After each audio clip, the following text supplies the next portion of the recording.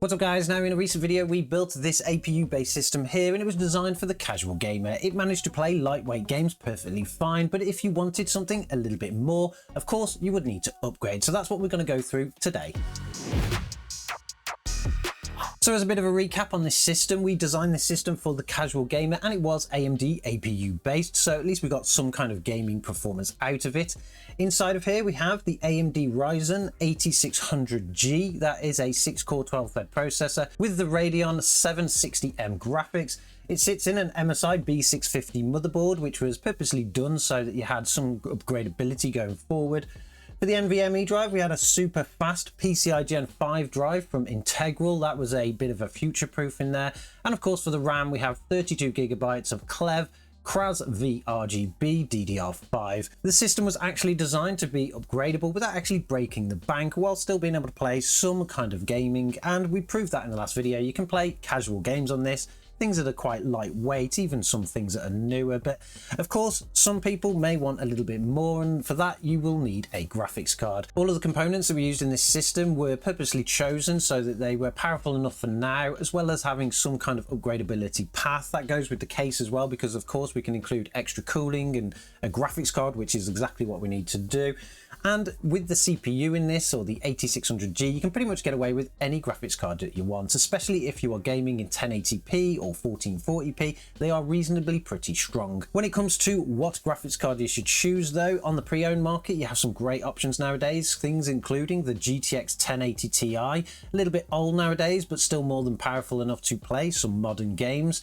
You can pick them up for around £200 nowadays, which is considerably cheaper than what they were when they were new, but probably not the best price to performance. And then of course you have things like the RX 5700 XT from AMD. Those graphics cards can be picked up for around £150, which actually makes them quite a bit of a bargain because they can still play modern games and you're going to get some decent performance from it. But we did design this system from a new perspective, and when it comes to new graphics cards, looking at around that £200 to £250 mark, your choices are quite limited. On the one hand, you have an option from AMD going new with the AMD Radeon RX 7600. It is an 8GB card, not the fastest card in the world, but you are, like I say, limited on that kind of price range, but it'll offer you some pretty decent performance when it comes to modern games. And then of course we have the NVIDIA GeForce RTX 4060, again another 8GB card here, still limited in terms of performance. Probably the lowest thing that you should probably buy nowadays for both of these cards, and it offers some reasonable performance, but it does cost a little bit more. These cost nearer the £300 mark, so considering the two different options that we have, I've decided to go for the AMD Radeon card and show you exactly what kind of performance difference we will get. The RX 7600 that we've got here today is the Sapphire Pulse. It's a very nice card. It stays very quiet. It's got the dual fan configuration. We have a full wraparound shroud, including a very nice looking backplate. It doesn't use that much power, and we've got multiple connections on the back, so we can get a decent multi-monitor setup going. I've used this card in the past and it works perfectly fine. There was absolutely no issues with it all, so that's going to be a pretty decent upgrade to the existing APU that we've got in here. The original system would actually play new games. You could get them started, but you had to throw so many different configurations at them to even get them to some kind of playable standard that it just wasn't actually worth it. In Horizon Forbidden West, we literally had to turn all of the settings down and include frame generation just to get it to perform to a near 60 FPS experience. I don't think we actually made it there. And we saw the same for games like Cyberpunk 2077. It would actually run and you could get a decent 30 FPS experience out of it. But again, to boost things up to that 60, we had to include lots of FSR and lots of frame generation just to even achieve it. And even then, the 1% lows weren't always great because that's not really what frame generation was designed for. When it came to casual games though, the system had absolutely no problems at all. We could get a near 60 FPS experience on pretty much anything like Portal 2, Lego games, things like that would work perfectly fine on here. We even got GTA 5 running on here and Red Dead Redemption 2, and you got very decent playable experiences out of them. With the new graphics card though, that actually takes those games to a whole new level. You can actually get some real maximum high FPS experiences with those games, so you're going to get a really decent experience there. games including things like Portal 2, you're going to get at least triple the FPS that you were getting before. We managed to get around about 900 FPS, which is of course more than anybody would ever need. And then for most of the rest of the games, you could at least double your FPS counts there, and you're kind of bordering now really trying to go to a 1440p experience. But of course we had to test something that this system can't really play very well, just to really see how far this card could take the machine. And for that game, we chose Alan Wake 2. Now, Alan Wake 2 is appalling on the current APU based system. It doesn't run well at all. You are barely scraping 20 FPS on the averages, and your 1% lows are down in the 5 to 6 range, so it gives you a very poor experience. The game itself, standing still, looks okay even with the very low settings, but when you turn the mouse, you get a lot of stuttering and blur all over the screen. It just made the game completely unplayable and not something that you'd really want to do. So to see if we can fix that problem, of course, we need to get this graphics card installed into the system, and then we'll get the game started. Now, installing a graphics card into a system like this is not difficult at all. All you have to do is just slot it into the slot and make sure that you plug the power in. When we designed this system, we actually made sure that the power supply was big enough for a graphics card upgrade, as well as having the right connections. And we installed them all first, so we just pulled them out and basically got it into the card. But everything in the system is loading up perfectly fine. We are using the latest drivers from AMD. You do need to make sure that you clean down the old drivers from the APU. Possibly also disabling it in the BIOS if you get any kind of conflicts, but apart from that, it's really simple stuff to do. Now, while the game's loading up, it's worth noting that Alan Wake 2 is a super modern title that is still extremely demanding. They have made lots of fixes over time on it, so it runs a little bit better on the lower end hardware, but it is still quite demanding on things like CPUs, graphics cards, stuff like that. So I thought this would be a great test for this kind of upgrade. It was completely unplayable before. It would actually load up, and although you did get memory errors when it did, but you could get past that, it just run really slow. So hopefully we can get a 60 FPS experience now. We'll see what we can actually get. The game is loading in now. I do believe this is still using the original configuration from the APU, but we will check once it gets into the actual gameplay. That was at a 1080p low preset. There was no additional FSR or anything added onto it previously, which was okay because it just wasn't going to save it, to be honest. There was no way FSR, even with frame generation, could save that kind of performance. But the character is loaded in now, so we'll head over to the settings. We'll go to our options, video, which is under graphics, and then we'll double check what we've got configured. We are currently running in a 1080p native resolution, no upscaling happening at all. We've got VSync disabled. We have left on some of the effects like motion blur, film grain, and we are sitting in a low quality preset. So let's see what kind of performance we get. Now, straight away, you can see that the game is performing much better. We are currently getting an average of around 80 frames per second with a 1% low of 56. It's kind of floating up and down there. It's now in the 60s, so we'll wait for that to settle a little bit. And the game looks pretty good.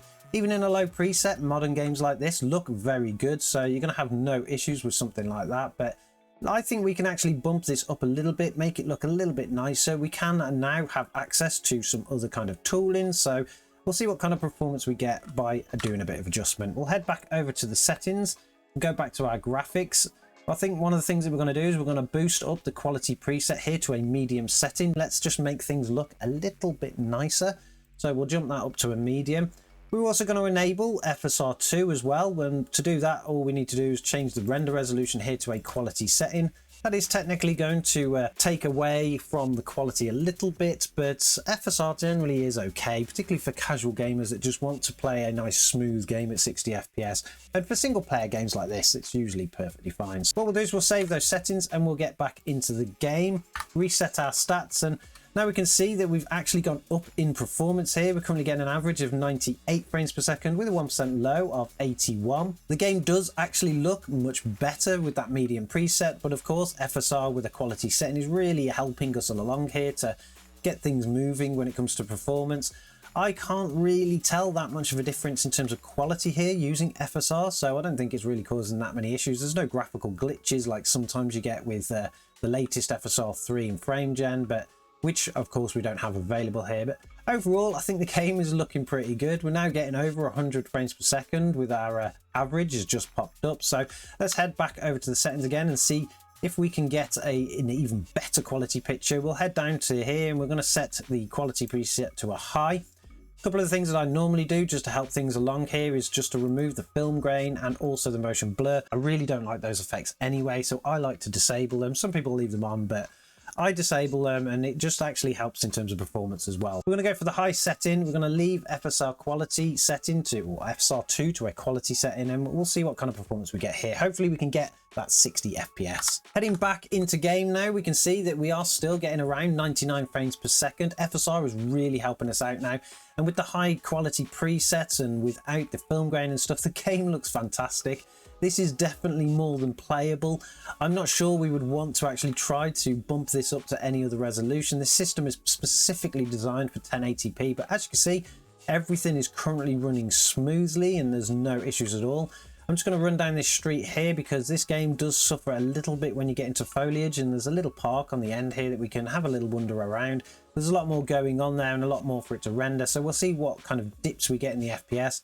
As we're getting closer now, we can already see that we've dropped below that 100 FPS. We're around 85, 86, but that's still perfectly fine. It's above our target of 60 FPS.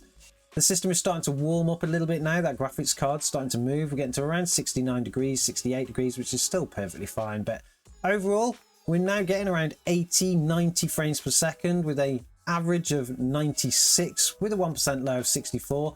That means you're going to get a brilliantly smooth gameplay experience, particularly in a slow-paced single-player game like this. So that has made a world of difference to this system. So not only will upgrading the graphics card in this system with even a budget card like this improve your casual game performance by a lot. In actual fact, you should be able to go up a resolution easily.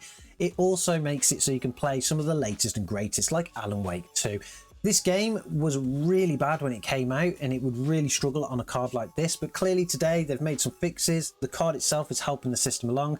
We've definitely got the CPU enough to power this card and go through 1080p on a game like this. So all in all, that's a pretty impressive upgrade, and that is the kind of thing you will get if you were to kind of go this route. Build yourself an APU based system first, save a little bit of money, and then upgrade later on with the graphics card. And particularly with these graphics cards, they're always getting cheaper too. So if you are a casual gamer or somebody that plays lightweight games that wants a gaming PC, going the APU route to start with and spending around £500 to £600 depending on which kind of SSD you go for and RAM can really actually set yourself up for a nice base for upgrading a GPU later.